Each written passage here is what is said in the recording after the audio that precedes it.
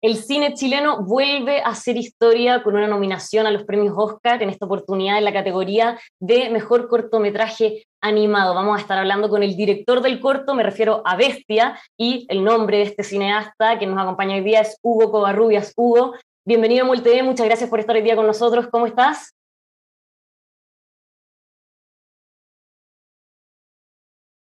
Hugo, ¿me Ah, escuchas? perdón, ahí sí. Hola Patricia, Ahí ¿cómo sí. estás? Muy bien, Eh, gracias Hugo. Qué bueno. Gracias por hacerte un espacio también en tu agenda, que me imagino que después de la nominación ha estado bastante apretada. Cuéntanos un poco cómo ha sido esto de decantar que están nominados con Bestia a los premios Oscar. Bueno, ha sido un proceso súper raro porque de hecho he hablado con gente que también ha estado en la misma, como la Maite, que es mi amiga, la Maite Alberdi.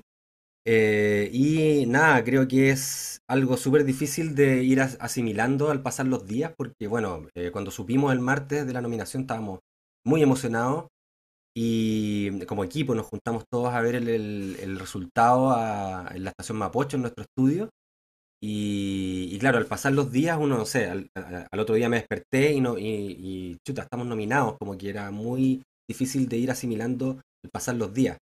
Y ahora, claro, me pasa que ya pasó casi una semana, mañana se cumple una semana, y parte el lunes también con entrevistas como esta, entonces como que creo que es algo, no sé, como que todavía me cuesta un poco asimilar. El otro día ya estábamos hablando del viaje a Los Ángeles, entonces ahí como que duele un poquito la guata también como enfrentarse a esto. Es primera vez que nosotros estamos en esta instancia, entonces creo que es algo emocionante, pero al mismo tiempo es algo como, no sé, totalmente nuevo y hay un misterio también detrás de todo esto, entonces como que no sabemos a qué es lo que vamos, de poco a poco se va dilucidando, pero es demasiado emocionante y creo que cada vez uno va sintiendo que esto no es solamente de un grupo que hizo un cortometraje, sino que también hay mucha gente que está esperando y que está sintiéndose parte de esto sin haber trabajado en el corto. Y creo que eso es muy bonito. Hugo, bueno, tú te has dedicado prácticamente toda tu carrera al tema de la animación y me imagino que esta es una pregunta que te hacen mucho de si esperabas o no que con Bestia ibas a lograr la nominación a los premios Oscar. Pensando que además se trata de un corto que el público objetivo quizás no es un público infantil, ¿realmente se esperaban estar ahora en esta instancia?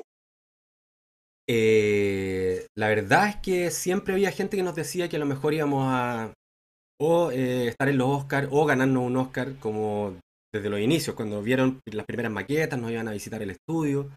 Y claro, yo me reía, les decía, sí, claro.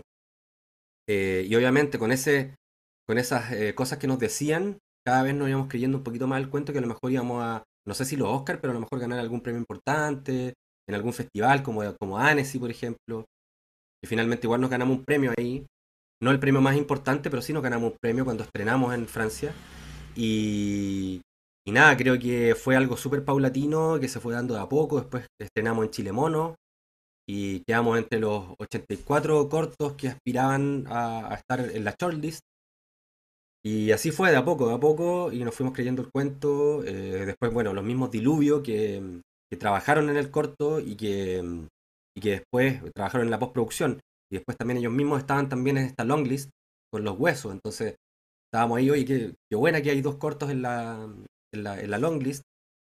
Y poco a poco nos fuimos como apoyando mutuamente y sabiendo que a lo mejor había muchas posibilidades de quizás estar nominados. Creo que esa era como una meta, yo creo que en el fondo ya ahí no hay retorno porque en el fondo es como ya estamos nominados, entonces eso ya queda registrado como para futuros trabajos, ganemos o no ganemos, entonces es súper impensado todo esto, pero claro, existían las ganas, o sea, yo creo que cualquier persona que se meta a estudiar cine, yo en el caso mío yo estudié diseño, pero siempre quise dedicarme al cine, siempre uno obviamente quiere ganarse algún premio alguna vez en la vida, entonces, y yo suelo como tratar de no pensar tanto en eso, que no es lo más importante ganarse premio. Y bueno, y un tema como este también para mí era muy difícil que en el fondo hubiese una cabida para un corto con esta temática en los Oscars. Y claro, ahora está demostrado que quizás las cosas están cambiando, que sí hay una cabida quizás, y a lo mejor también eso es no tiene por qué no dejar de ser un acto político también. Claro, hablemos, por lo que mencionas, hablemos de Bestia, este corto animado que está basado en Ingrid Olderock, esta mujer agente de la DINA, cuya participación además durante la dictadura militar no es muy conocida. Ahí, ¿qué cercanía tenías tú con la historia? ¿Cómo llegan a decidir que la van a hacer sobre ella? Claro, mira, esto parte, siempre hablamos de la génesis del proyecto, esto parte de la idea de hacer una serie de, en animación obviamente, que se trataba en ese tiempo de hacer cada capítulo de un personaje distinto de la historia política de Chile, personajes que a lo mejor no fueran tan conocidos, y empezamos a investigar un poco, nos leímos el libro Los Malos, donde hay un relato de la Alejandra Matus, nos leímos la historia secreta de Chile, como para empezar a buscar personajes, buscamos también por otros lados, y la figura de Ingrid Olderock se iba repitiendo bueno, había gente cercana que también nos nombraba personajes, nosotros conocíamos a Ingrid Olderock un poquito desde antes, pero era como la mujer que torturaba con perros, entonces no teníamos muy claro cómo se llamaba, obviamente uno se le olvidan esas cosas. Estamos hablando del año 2015-2016, principios del 2016. Entonces empezamos a desarrollar esa idea, hicimos un teaser con apoyo de Corfo, eh, la trabajamos de esa forma, como tratando de elegir algunos personajes. Otro personaje era Jaime Galté, estaba también Allende, Ramón Ramón. Habían distintos personajes de distintas épocas de la historia política. Y en un momento decidimos probar a lo mejor, porque era muy difícil hacer esta serie, decidimos probar mandando una de estas historias a cortometraje unitario al fondo audiovisual. Y ahí decidimos, bueno, cada uno decidió un poco cuál era la historia que más le llamaba la atención. Y a mí me llamaba mucho la atención la historia de Ingrid Olderock. Y decidimos mandar eso como cortometraje. Y bueno, y teníamos esas fuentes de información y después cuando ya empezamos a trabajar de lleno en el cortometraje, en el guión, ¿no es cierto? Me encontré con el libro de Nancy Guzmán y ahí esa fue una fuente de información también bastante importante, sobre todo por las entrevistas, porque nosotros habíamos leído las entrevistas de Claudia Donoso, una entrevista que le hizo, y después las entrevistas que le hizo Nancy Guzmán sirvieron para terminar de configurar este personaje y darnos cuenta que teníamos que hablar de la psicología de este personaje. No queríamos hacer algo documental, porque Y no, ahí, no, no es un qué difícil esta meta de hablar de la psicología de este personaje a través de un corto en stop motion en 15 minutos, donde además no hay diálogo, nadie conversa.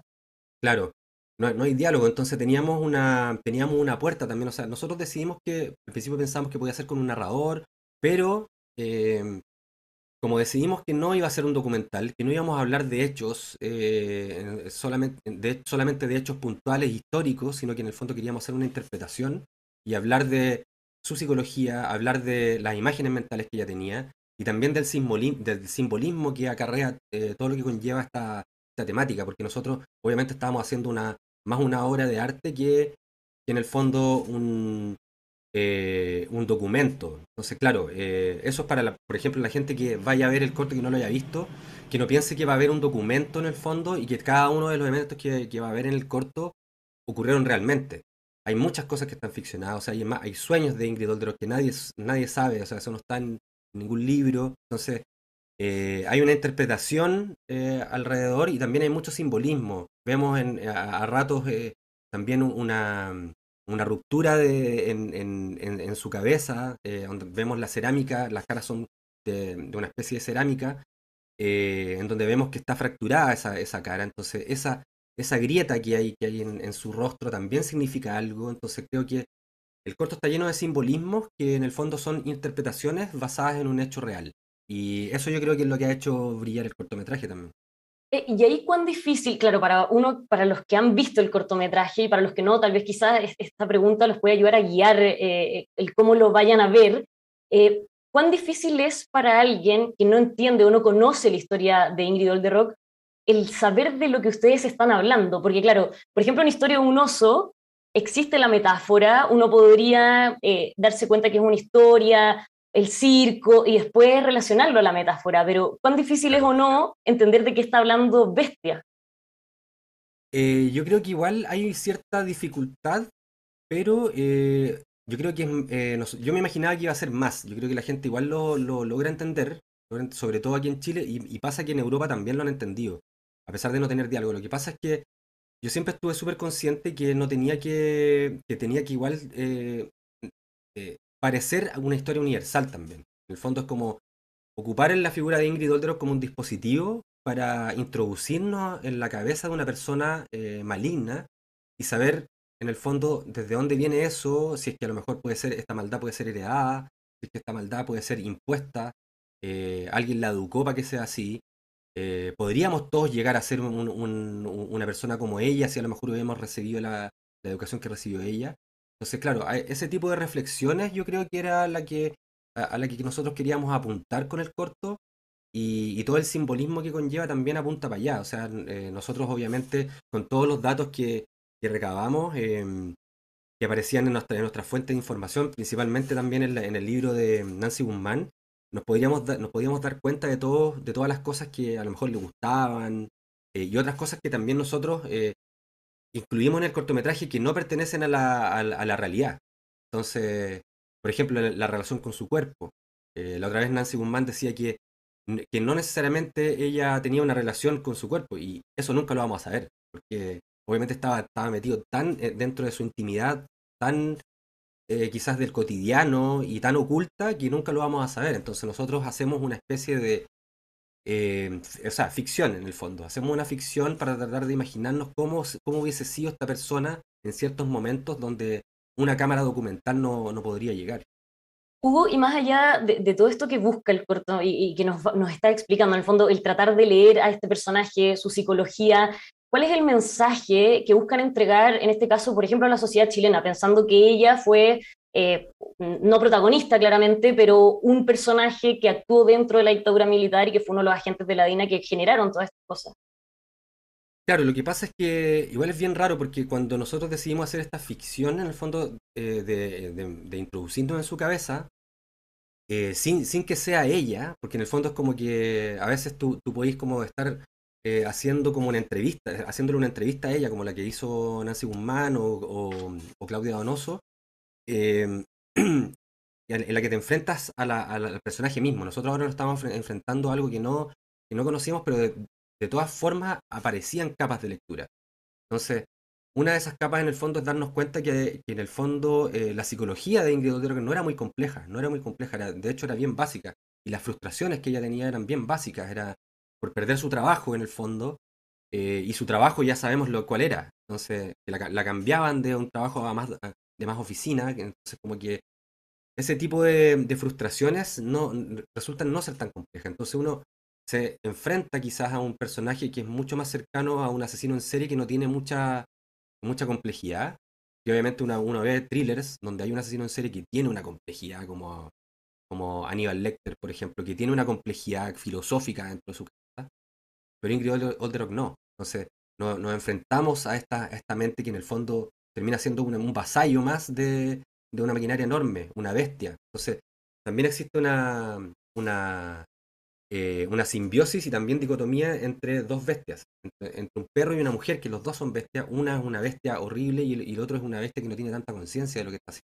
Entonces, hay que tener ojo ahí con cómo denominamos también, porque hay gente que en el fondo dice, pero ¿qué significa el nombre? Porque una bestia puede ser algo bueno, sí, pues, una bestia puede ser algo bueno.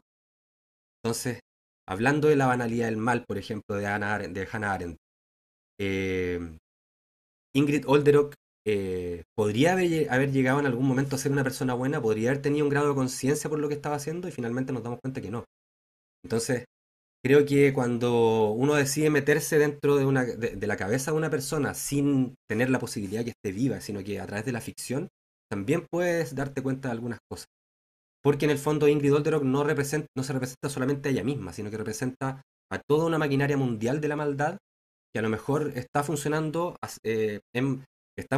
en el fondo ocupando gente como Ingrid Olderock y en el fondo en esos años y también en el Holocausto habían muchas Ingrid Olderock. Entonces creo que a eso también responde la decisión de ocupar también esta muñeca, que en el fondo puede ser una especie de matroshka, en el fondo que adentro pueden haber muchas Ingrid y hacia afuera también. Es como que podemos encontrarle muchos significados y cada capa de lectura va a significar algo en la historia política de un país también. Claro, finalmente ese es el mensaje en sí, esta lectura filosófica, psicológica de este personaje que se podría aplicar a tantos otros.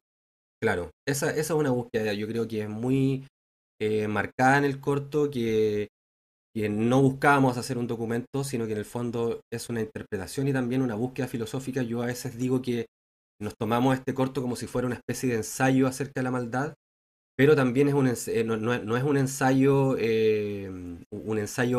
empírico, sino que en el fondo es un ensayo filosófico acerca de cómo puede funcionar una mente siniestra y si en el fondo hay un grado de conciencia de que a lo mejor está haciendo algo malo, y hay una ansia también, obviamente, de tratar de mostrarla como quizás como un ser humano cualquiera, con frustraciones, y que a lo mejor uno llegue en un grado mínimo a empatizar a través de la estética del cortometraje en general, pero eso se acaba.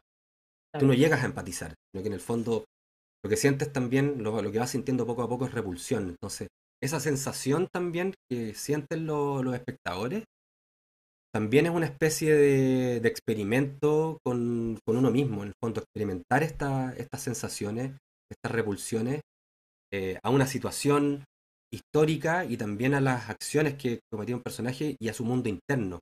Cómo la soledad también va carcomiendo a este personaje eh, y nos va mostrando también la realidad de toda una maquinaria, que en el fondo son personas perversas que difícilmente van a tener una buena vida. Hugo, nos va quedando poquito tiempo y quería enfocarme en lo que se viene ahora.